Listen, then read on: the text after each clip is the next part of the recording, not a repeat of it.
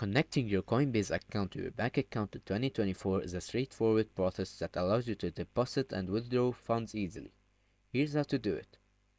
Open the Coinbase app or website and log into your account.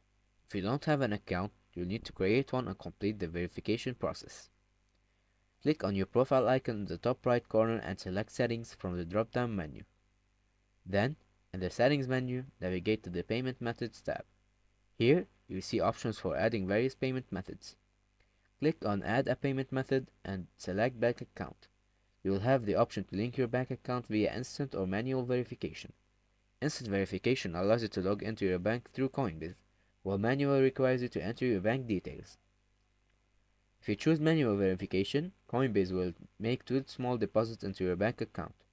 Check your bank statement for these amounts and return to the Coinbase to confirm the deposits.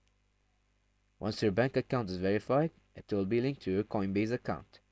You can now deposit funds into Coinbase or withdraw your crypto earnings back to your bank. I hope this helped. See you in another video. Bye bye.